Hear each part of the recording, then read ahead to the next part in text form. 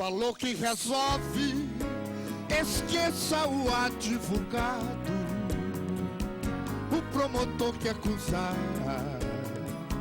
vai ficar envergonhado. Se Deus falou que curou, esqueça o doutor da terra, ele operou no passado e ainda hoje opera. Se Deus falou, tá falado, tá sacramentado, é caso encerrado, fato consumado. Pode chamar juiz, promotor, delegado. Se o Senhor falou, meu irmão, tá falado, e quem se intervir pode ser fulminado. Deus é Deus e o resto é Baal, é diabo. Ele faz como quer, ache ruim quem quiser, que engula calado. Ele falou, irmãos, está escrito no número 23:19, que Deus não é homem para que minta. Se ele falou, está falado. Escute. Se Deus falou que protege, pode aceitar o duelo. Não tenha medo de areia trazida do cemitério. Pode jogar o defunto inteiro em sua casa. Pode zombar da macumba. Deus é fiel e não falha. Se Deus falou, tá falado, tá sacramentado, é caso encerrado, fato consumado. Pode chamar juiz, promotor, delegado. Se o Senhor falou, meu irmão, tá falado, e quem se intervir pode ser fulminado. Deus é Deus e o resto é Baal, é diabo. Ele faz como quer, ache ruim quem quiser. Se o Senhor falou, meu irmão, tá falado, e quem se intervir pode ser fulminado. Deus é Deus e o resto é Baal, é diabo. Ele faz como quer, ache ruim quem quiser, que engula calado. Ele faz como quer, ache ruim quem quiser, que engula calado. Porque Deus é Deus. Amém. Falei que nós estamos numa terra restaurada, a qual foi caótica, a caída de Lúcifer. Deus restaurou e falamos sobre Lúcifer, que estava sobre o mundo original, e ele conquistou uma terceira parte dos anjos, diz Apocalipse, no capítulo 12 e no versículo 4. E antes de você tomar teu assento, que você estava um pouquinho cansado de estar sentado, então vamos ler mais um versículo, depois vocês vão tomar os vossos assentos. Vamos ler a primeira parte de Apocalipse, capítulo 12, versículo 4, porque a segunda parte é Israel no deserto, é a mulher. Mas a primeira parte tem 2 hebraísmos. Quem nos lê a primeira parte? Isto.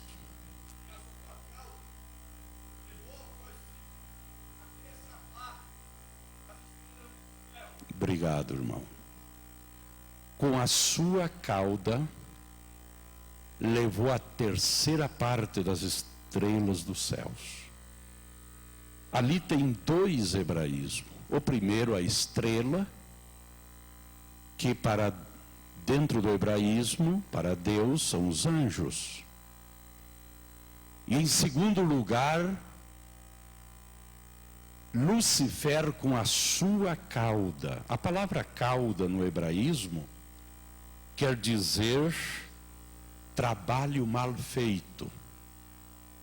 Nós aqui, quando alguém faz um trabalho mal feito, nós temos a nossa cultura. e dizemos: você fez um trabalho de porco, um trabalho de relaxado, né? Que mais?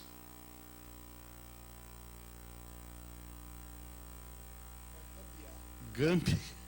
Essa eu não conhecia ainda. É paulistas tem.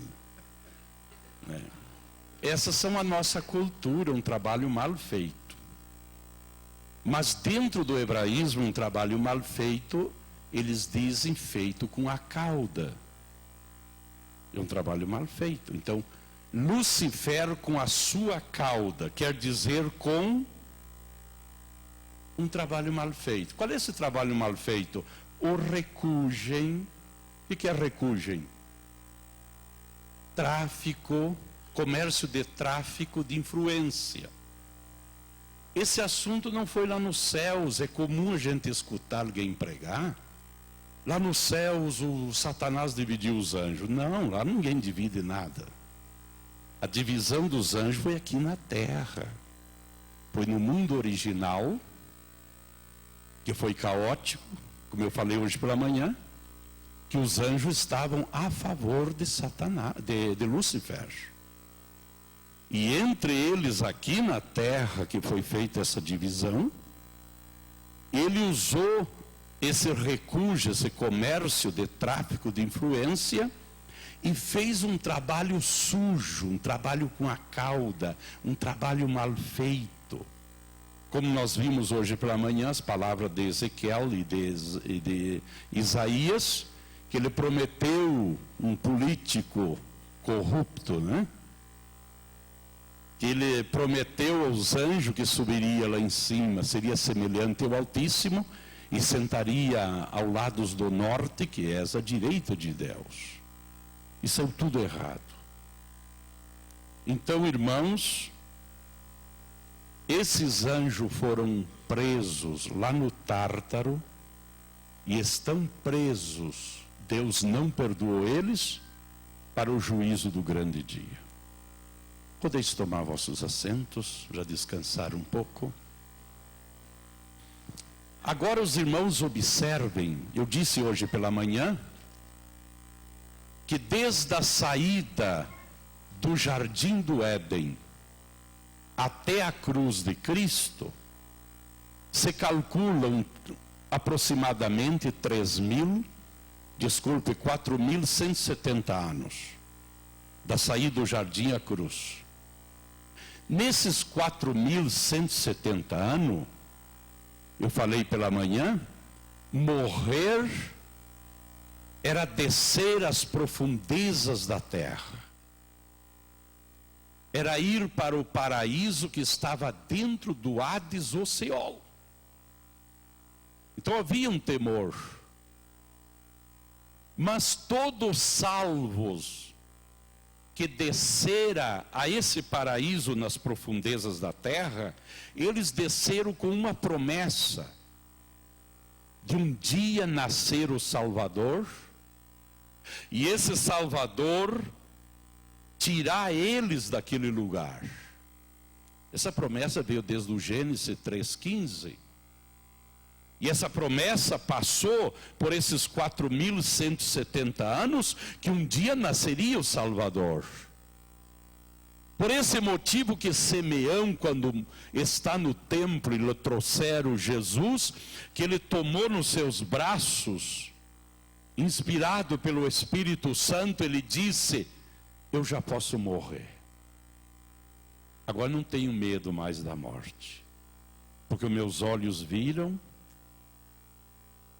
a promessa de Deus.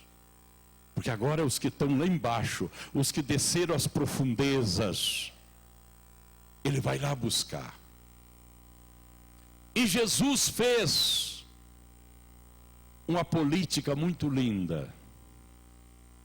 Ele fez uma promessa dizendo: a minha igreja, as portas do Hades não vai prevalecer contra ela. O que queria dizer Jesus com isso? A minha igreja, a minha noiva, a minha esposa, não desce lá embaixo, ao lado do inferno, onde está Abraão e todos os salvos do Antigo Testamento. Minha igreja não vai lá. A minha noiva, minha esposa, não.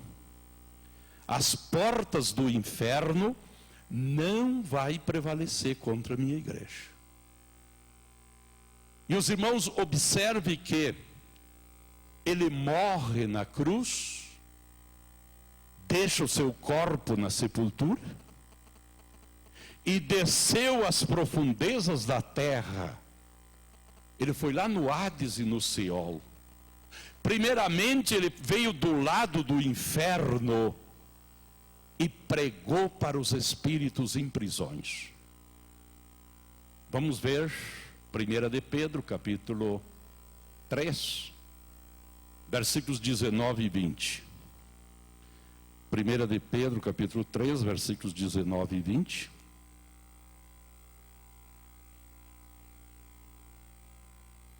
Sim.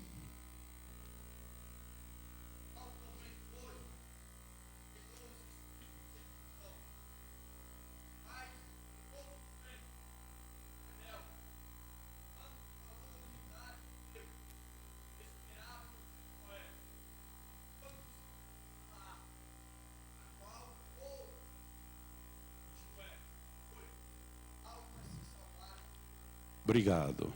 Vocês observem que ele morre, deixa seu corpo na sepultura e ele desce lá no inferno pregar aos espíritos em prisões. Tais seres que viviam desde o tempo antediluviano, lá, os primeiros, que desde lá até a sua morte,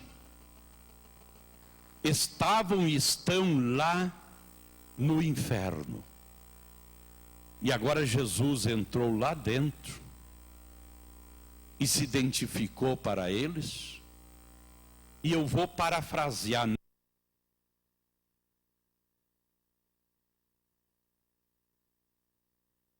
Aquele que vocês não creram.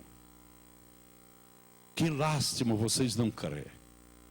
Vocês deram ouvido ao inimigo, a Satanás, e ele vos enganou. Ele disse que eu não consumaria a obra de redenção, e eu consumei a obra de redenção. Eu já morri na cruz, e agora eu vim aqui a pregar para vocês. Não pregar a salvação, mas foi levar mais juízo todavia para eles, porque a morte de Cristo na cruz foi o céu sabedor, a terra e o inferno ficou sabendo, porque ele foi lá e pregou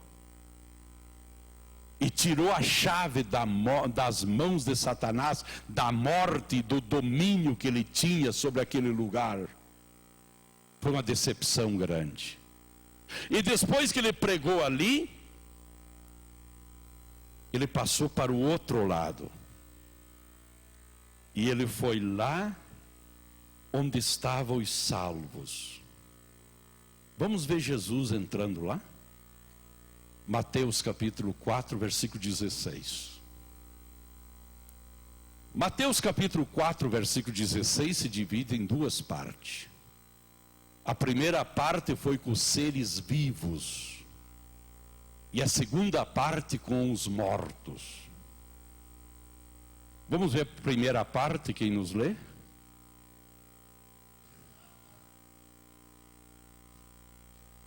Obrigado, fique de pé, querido. O povo que estava em treva, a humanidade, viram uma grande luz. Viram Jesus. Viram os seus dias sobre a terra. E ele mesmo dizer, eu sou a luz do mundo. Mas a segunda parte nos diz,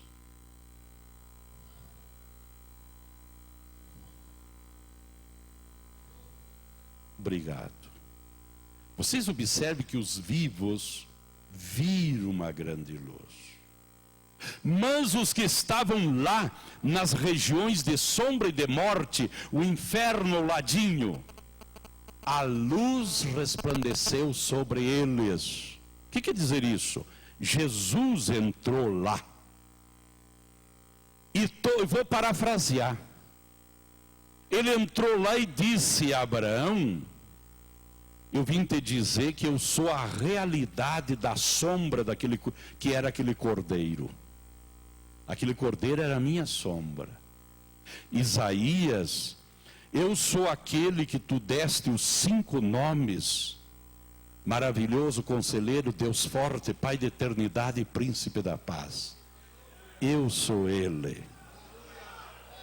Foi lá e se identificou para eles. E arrancou eles de lá. Porque estavam esperando. Vamos ver Jesus tirando eles de lá? Efésios capítulo 4. Versículo 9 e 8. Vamos fazer o contrário. Em vez de 8, 9.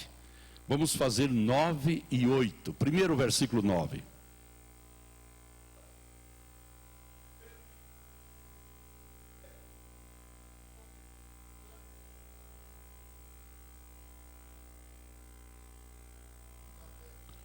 Sim, vocês observem, este é aquele, diz outra versão, antes de subir de São Paulo, ele desceu às profundezas mais baixas da terra, foi lá no inferno e foi lá no paraíso.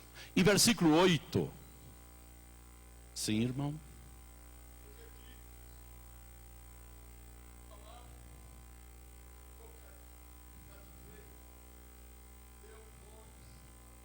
Obrigado. Quando ele sobe lá do paraíso,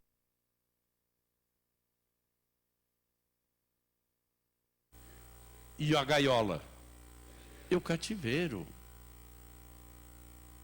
Quando faz um friozinho, como lá no sul, dá um trabalho esses cativos e cativeiro.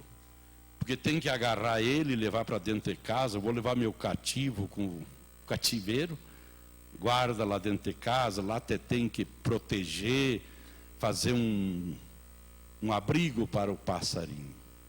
Sai um solzinho, vai lá para fora com o cativo no cativeiro, pendura lá por alguma árvore. É uma mão de obra impressionante. Semelhante fez Jesus. Ele entrou lá e arrancou os cativos e o cativeiro junto. Seria, Jesus vinha aqui nos levar com essa igreja. Arrancou de lá. Porque ele prometeu. E ele cumpriu. Levantou de lá e colocou lá em cima, no terceiro céus, debaixo do seu altar. Vamos ver agora os salvos não mais lá embaixo, mas lá em cima, no terceiro céus, debaixo do altar. 2 de Coríntios, capítulo 12, versículos 1 a 4. 2 de Coríntios 12, versículos 1 a 4. Isto.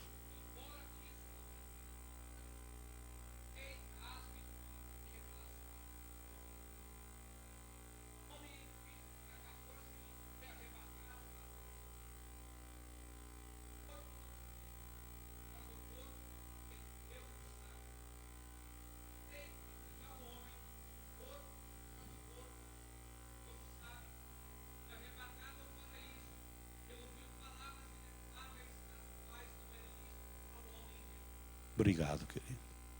Observe que São Paulo está dizendo e falando dele mesmo. Um dia ele foi apedrejado, jogado fora da cidade como morto. Mas agora passou 14 anos. Quando ele está escrevendo esse texto, e ele está falando de 14 anos atrás, quando ele foi apedrejado e jogado fora da cidade. Ele diz: eu conheço um homem, eu não sei se no corpo ou fora do corpo, mas tal homem teve até o terceiro céus e viu coisas fantásticas.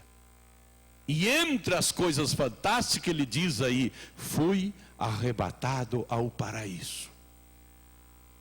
Esse paraíso que no Antigo Testamento estava ao ladinho do inferno, nas profundezas da terra, Jesus levantou e colocou lá em cima, debaixo do seu altar. E desde a ressurreição de Cristo, o salvo que morre não desce mais, como no Antigo Testamento, que se tinha medo da morte, porque era descer às profundezas da terra. Mas São Paulo agora diz, e os outros apóstolos, e os escritores do Novo Testamento, e principalmente o apóstolo São Paulo, que morrer é estar com Cristo. Morrer agora no Novo Testamento é subir, é estar com Cristo.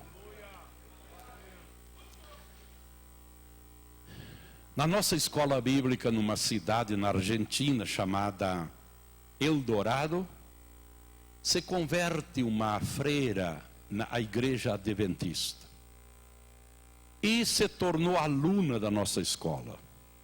Nós aceitamos, e eu estou dando aula, e ela me contou a história, ficou de pé, pediu oportunidade, contou rapidinho o seu testemunho e me disse: pastor, nós cremos que a pessoa morre e fica lá na sepultura, espírito, alma e corpo, o espírito e a alma junto com o corpo petrificado, até a ressurreição.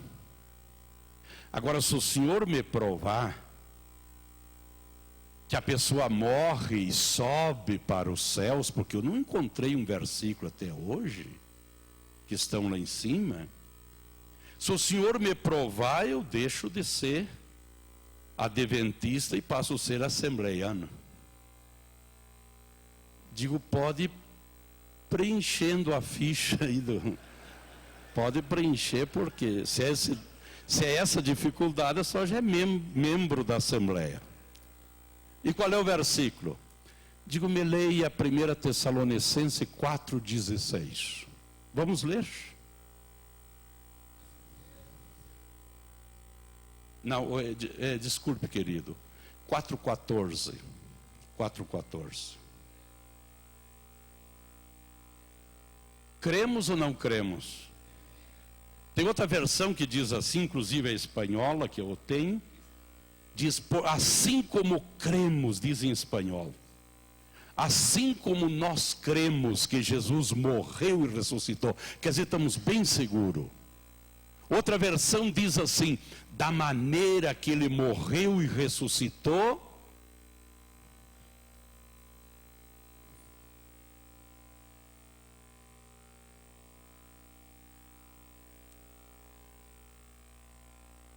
e no espanhol diz na sua vinda ainda. Da maneira que nós cremos que ele morreu e ressuscitou, assim nós cremos que Jesus vai trazer com ele na sua vinda os que dormiram, os salvos. Esta mulher, irmão, vibrou. E se tu chegar lá na cidade de Eldorado, província de Misiones, na costinha do Paraguai, ela está lá, membro da nossa igreja, aquela ex-freira. Ela disse, olha, eu tinha uma dúvida, ficar a alma e o espírito junto com o corpo petrificado até a ressurreição é um crime. Mas agora é outro assunto. Então as almas desses salvos que estavam lá embaixo, passou baixo o altar de Cristo, e desde a ressurreição de Jesus, o salvo que morre, que a sua igreja, as portas do inferno não prevalecerão. Senão que ele sobe e fica debaixo do altar de Cristo até a ressurreição. E aí quando Jesus receba a ordem para abandonar o seu trono, o trono sacerdotal, porque desde o dia que ele subiu os céus até o dia da sua vinda, ele está sentado no trono sacerdotal. A recém após o arrebatamento, que ele vai para o segundo trono, que é o tribunal. Então, quando ele se mova dali, ele vai trazer com ele todos os que dormiram, porque lá estão. Agora sim, versículo 16, que o irmão leu, e primeira parte, sim?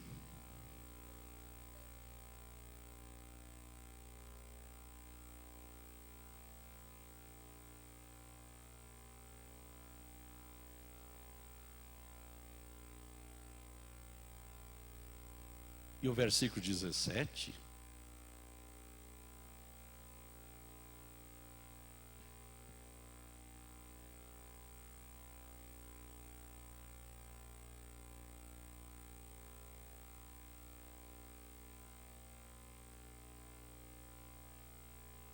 Obrigado. Irmãos, há tanta confusão sobre a vinda de Jesus que dá medo. Esses dias encontrei um pregador, amigo meu, pregando o arrebatamento à igreja e dando ênfases. Tu tem que ouvir a voz da trombeta. Tu tem que ouvir, se você não ouvir, você está perdido. Porque eu quero ouvir a igreja, barababá, que dava medo, mas que ia pegar fogo. E quando queria diminuir a lavareda, lá ele animava de novo. Tu tem que escutar o som da trombeta, E depois se sentou ao meu lado todo suado. Como estava, pastor Hermes? Digo, vou orar por você para Deus te levar para o céu o mais breve possível. Tu tem que morrer em seguida, homem. E amanhã eu vou pregar, vamos nos contradizer, porque eu vou ter que dizer para o povo que não morra. Se quem quiser ser arrebatado. Porque a trombeta será ouvida pelos mortos e não pelos vivos. A trombeta tocará e os mortos ressuscitarão. Essa trombeta não se escuta na terra. Essa trombeta é nos ares, é lá em cima, debaixo do altar de Cristo. Essa trombeta é uma ordem para que os mortos abandonem aquele lugar e desçam buscar os seus corpos. Mas na terra não se ouve. E a gente escuta hinos aí que dá vergonha. Erros escatológicos. É um cantor não ter humildade de escrever o seu hino e nos trazer para alguém corrigir. Se escreve livros e se edita sem uma correção. Esses dias eu estava no pé da Cordilheira dos Andes, em Mendoza, na Argentina. Me faltava 2 dias para terminar as classes e voltar ao Brasil. Me chegaram 3 pastores da Patagônia, mais de 1000 quilômetros. Pastores, soubemos que o senhor está aqui e trouxemos nosso livro para o senhor corrigir. E o senhor tem que corrigir, mas tem que levar de volta para editar. E eu tive que me comer 270 páginas em 2 dias. E à noite da aula, para depois escrever e dizer, está tudo bem. Foi pouquinhas coisas que trocamos, mas a pessoa tem humildade.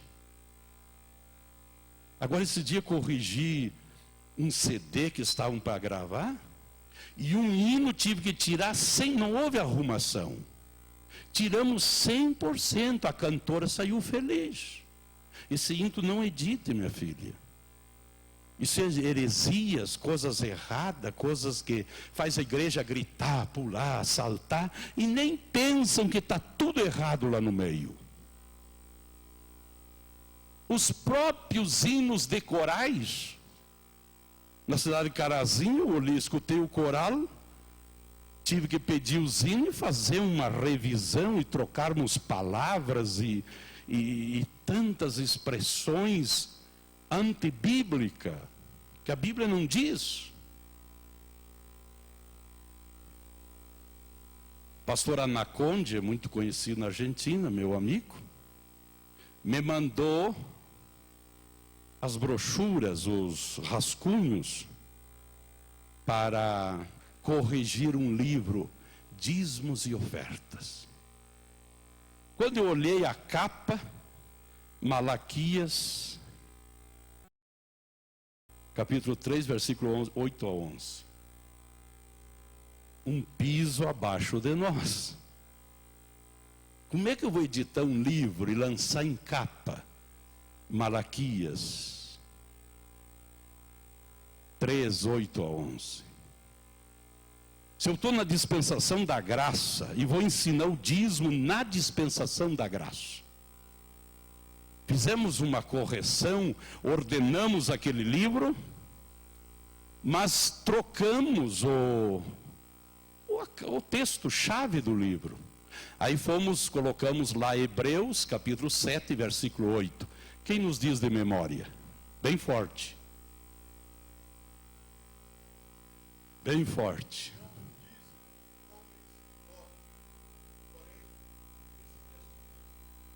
Será que deu 1% aí desse versículo?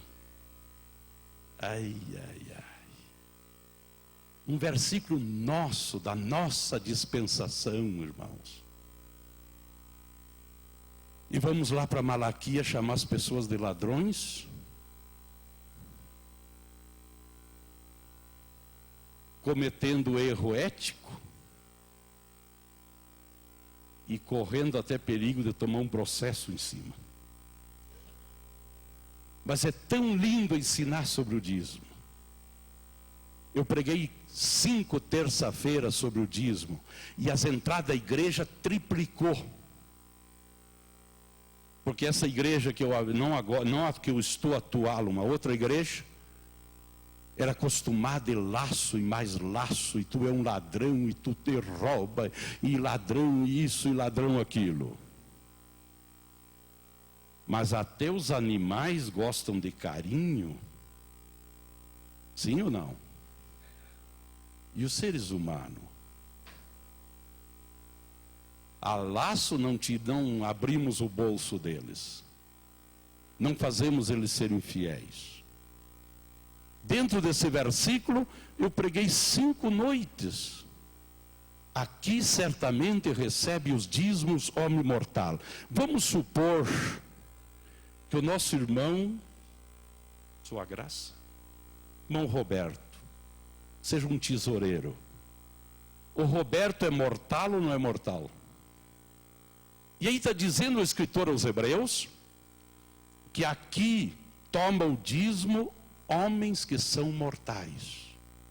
Quando eu estou pagando o dízimo a um homem mortal, ali está recebendo um que se dá testemunho.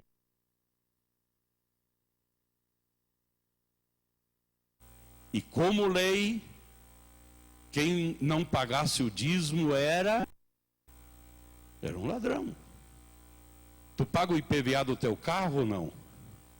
Por que tu pagas? É uma lei. E se tu não pagar? Porque é lei. Mas a lei terminou e entrou a graça. E hoje na dispensação da graça, o dízimo não é voto e não é lei. O dízimo hoje é fruto de salvo. Mas eu, se fosse você, eu dava um aleluia de tremer esse lugar aí, rapaz.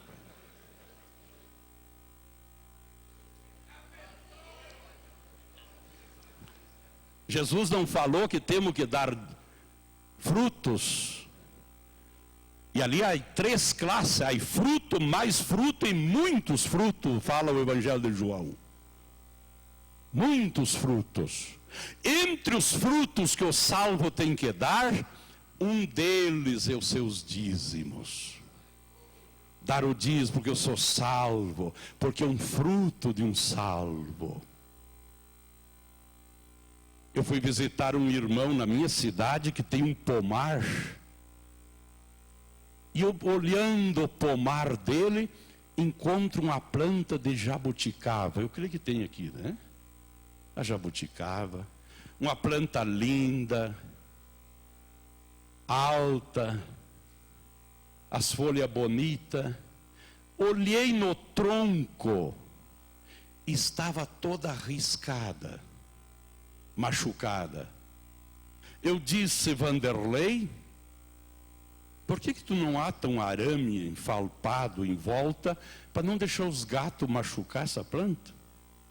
Diz: não, pastor, isso não foi os gatos.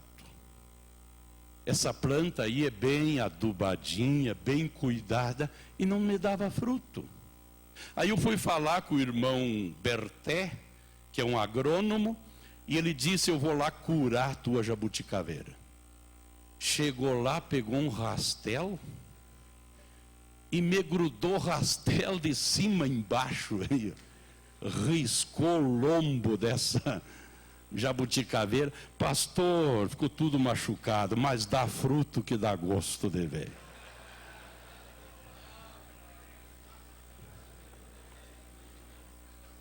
Vocês me entenderam, né?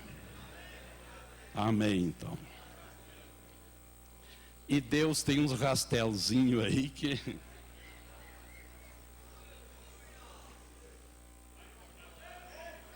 Glórias a Jesus. Então, irmãos, na vinda de Jesus não haverá toques de trombeta e não haverá anjos. Quando eu estava no IBE, na escola bíblica, lá no ano 70, no ano 1970, 71, os professores nos levaram a pregar à noite numa capela, num distrito, e eu era o pregador, e eu usei Mateus capítulo 24, ali o versículo 30, 31, enviará os seus anjos a recolher os seus escolhidos de uma a outra extremidade. E eu confundi o arrebatamento da igreja com 7 anos mais tarde que a vinda de Jesus em glória. E nós tínhamos um missionário que já está na eternidade, irmão Fermino, bem moreno, para não dizer bem negro, que pesava entre 190 e 200 quilos. Ele foi missionário no Chaco Boreal do Paraguai. E ele contava que numa picada lá ele encontrou uma onça. E pararam os dois, ele com violão, ele e a onça. Um olhando para o outro.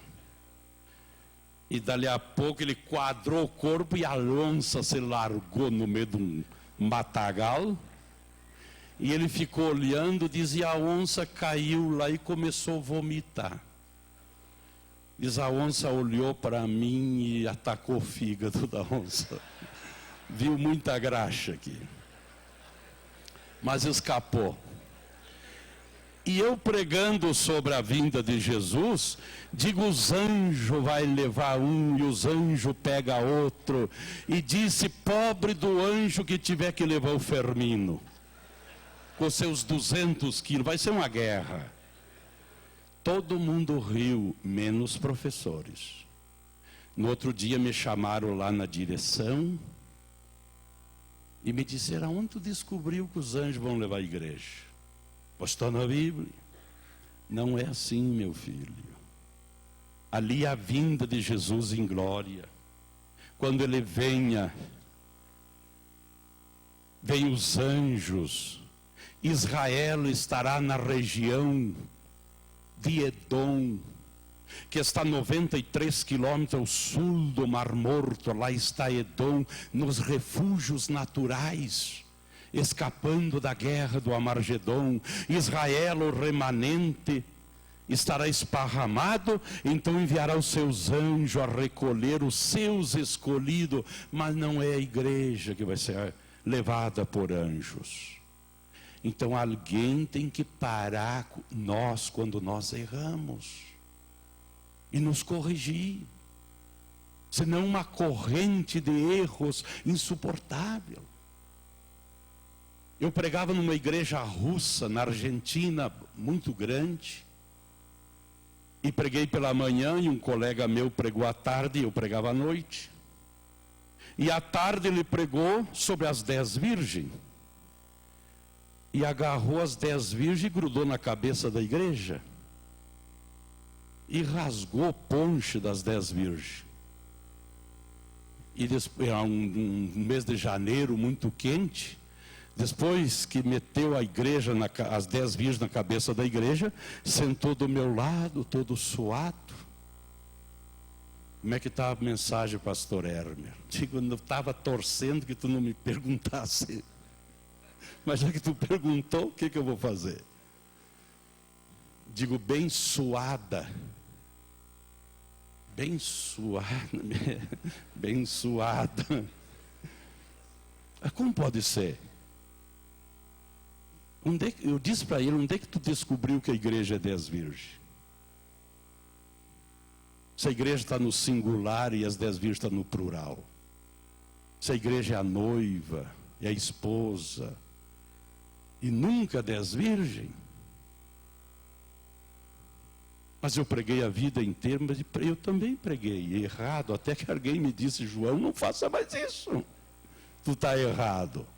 E eu tive a humildade de parar, não dizer mais que a igreja era 10 virgens. Digo, em que livro está?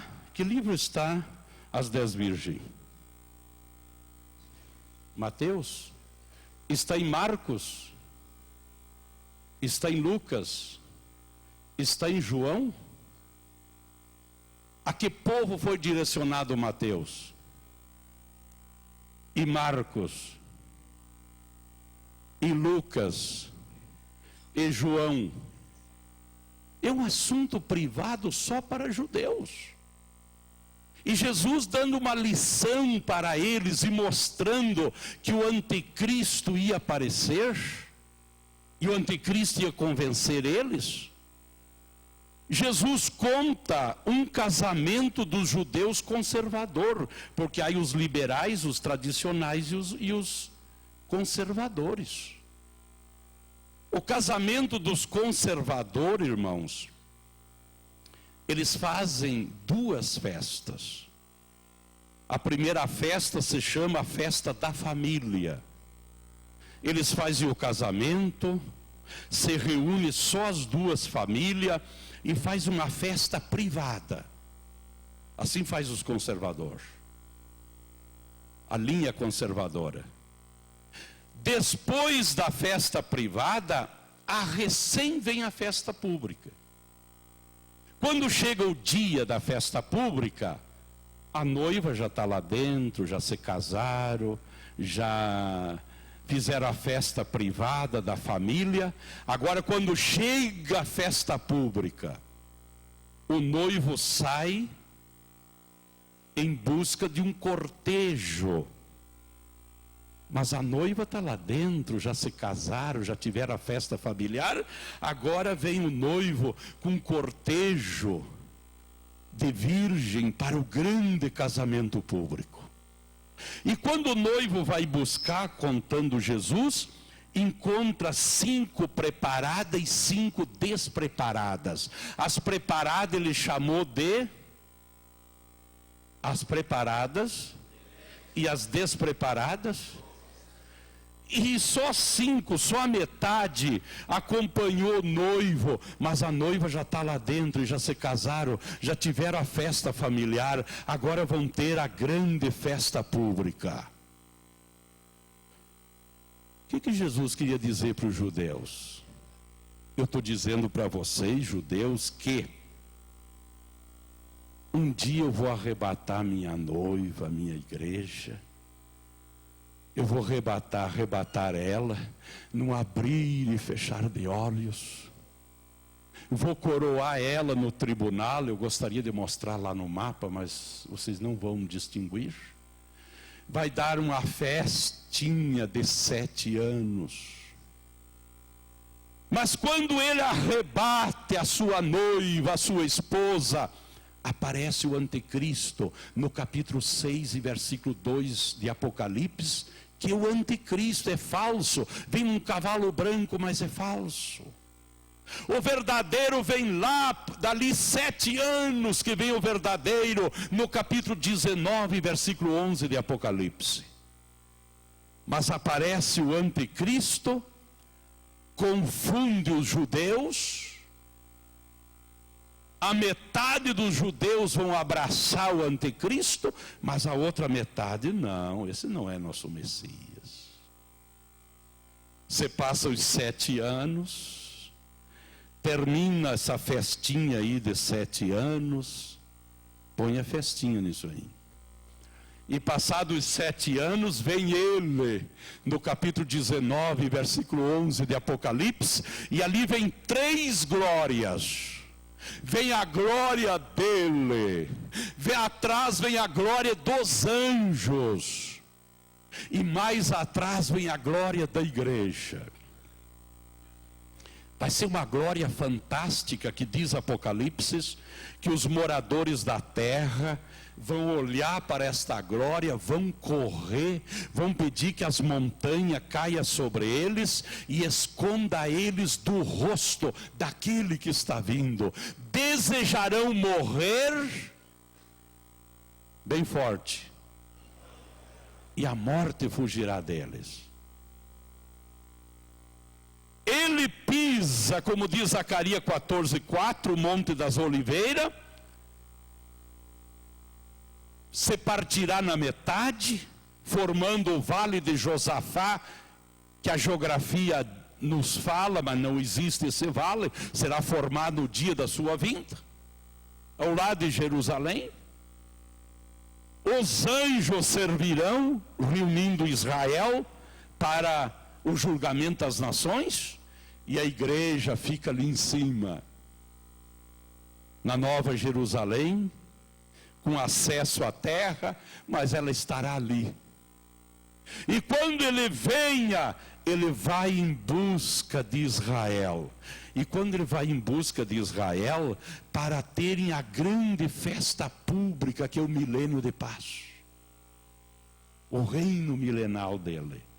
Quando ele vem em busca de Israel, encontrará Israel dividido. A metade aceitou o Cristo do capítulo 6, versículo 2, e a outra metade não aceitou. E aqueles que aceitaram o anticristo, ele vai chamar de nécios. Que nécios quer dizer loucos. Onde estava a cabecinha de vocês, loucos? De aceitar, não se deram por conta que não era eu. Mas só metade, que serão os conservadores, mas os tradicionais e os liberais vão abraçá-lo. Mas os conservadores estarão lá gemendo e chorando, fugitivo lá em Edom e outros lugares, que os anjos vão ter que reunir eles para a grande festa pública agora, que é o milênio de paz.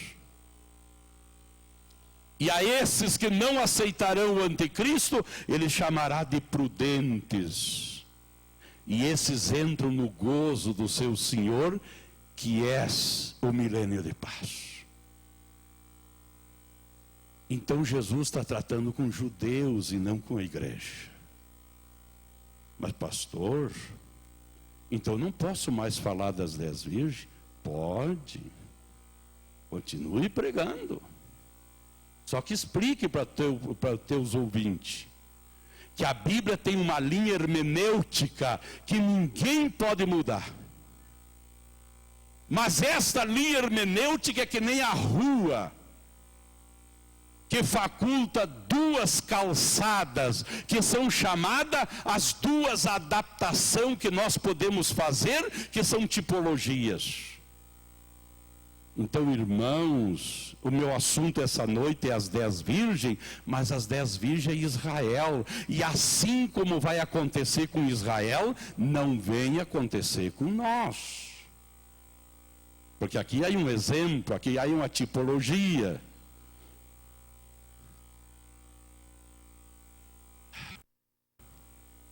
Eu terminei de corrigir 2 livros norte-americanos, até o dia 2 estou viajando para lá, dar estudos, na Flórida, lá em Boston, lá em Somerville devo estar. E terminei de corrigir, e um deles é escatológico.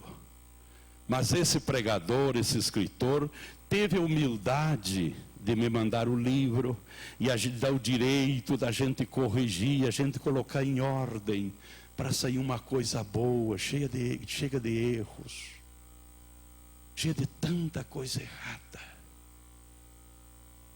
Irmãos, eu estou sentindo hoje de manhã, essa tarde, que Deus está mexendo muito com nós os obreiros, porque nós estamos muito tranquilos, pensamos que tudo vai bem, que damos 4, 5 gritos que o peixe vomitou Jonas na praia de Nínive e o povo vibra.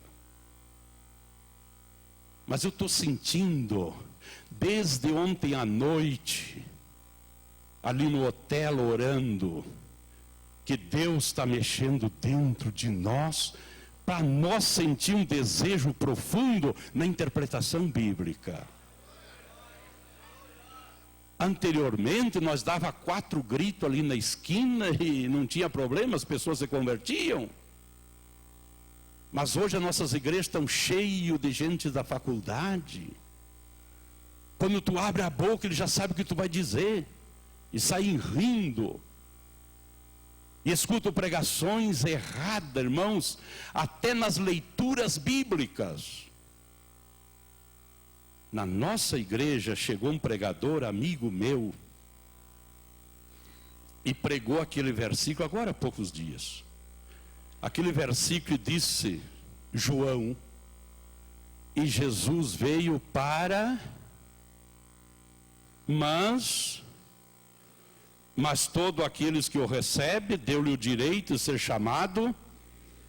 Vamos repetir tudo junto. Jesus veio, mas todos quanto o recebem,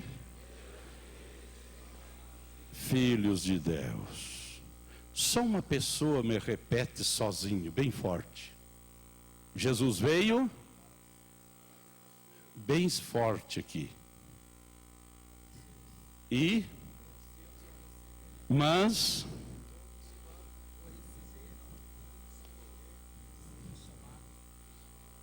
ele pregou, leu o texto, diz que Jesus veio para os judeus, mas os judeus não aceitaram, e aí nós aceitamos e passamos a ser filho de Deus. Terminou o culto, abracei ele, é meu amigo, senão eu não vou fazer isso. Digo, me repete o versículo. Jesus veio para os seus, mas os seus não aceitaram, mas todos quanto aceitam recebem o direito de ser chamado filho de Deus. Digo, me leia na Bíblia. Ele abriu a Bíblia, João 1,11. Jesus veio para os seus, mas leia correto, homem. Aí ele veio ler como alguém disse aqui. Quem é que foi que disse aqui? Jesus veio para o que era seu. Esse versículo não está dizendo que Jesus veio para os judeus. E a gente prega, Jesus veio para os judeus. Não, nesse versículo não. Nesse versículo, João está dizendo que Jesus veio para o que era seu, o que era dele. A missão dele de morrer na cruz, ele veio fazer o trabalho dele, a missão dele, morrer na cruz. Veio para o que era dele, a missão dele. Agora, os seus, que são os judeus, não aceitaram a missão dele. Aí sim, todos quanto aceita, tem o direito de ser chamado filho de Deus. Um grande amigo meu sentou na cadeira, agarrou a cabeça com as 2 mãos. Se eu pudesse sair correndo, juntar as pregações que eu fiz, eu sairia juntando. Felicito o pastor Wellington, toda a sua equipe, por essa grande escola. Não é fácil, eu sei o que é uma escola. Mas isto é lindo, isto é precioso, nós interpretar a nossa Bíblia. Nossos púlpitos estão muito pobres de Bíblia. Muitas vezes se vira em gritos, em barulho. e você toma um termômetro equivocado. Aquele que grita mais forte, aquele que grita mais alto, aquele que faz mais mecanismo, abrace, largue, abrace de novo, e diga para o teu irmão isso. Apareceu um pregador lá, na nossa cidade, e nas horas do culto disse: diga para teu companheiro que ele é um cabeça dura. Eu tinha um pastor amigo meu, diga: eu quero dizer para o senhor que o senhor tem uma mente tão linda, tão preciosa. O senhor é um homem de Deus, ungido por Deus, ungido pelo Espírito Santo. Mas esses atrevidos fazem tudo isso aí, e tem aplauso. Eu preguei em muitos congressos, parei de pregar em congresso, irmão, porque eu não sei gritar, não sei pular. Pastor Cezino Bernardino me convidou umas 4 vezes para os Gedeões, eu não aceitei vir dar estudo, e venho dar estudo cada tanto na igreja em Camboriú, e ele foi lá na minha casa, disse: prepara um churrasco gaúcho que eu vou lá comer e acertar contigo. E veio. E antes nós estar sentado à mesa: por que tu não vai a Camboriú? E o pastor Bernardino viu: lá não é para mim. Se o senhor me levar lá, vai ser um fracasso o seu congresso. Eu não sei pular, não sei gritar. Se eu vou pular, eu vou cair lá embaixo e vai ser um fracasso. Então o senhor convida quem grita, quem pula, e o povo gosta disso, tem que dar. Então eu vou, de vez em quando, vou lá dar estudo. Mas amanhã, que aquele relógio me manda parar, amanhã, irmãos, nós entramos diretamente à escatologia bíblica sobre as ressurreições e a vinda de Jesus. Amanhã pela manhã vamos tratar das ressurreições e a vinda de Jesus. Assim sentadinhos,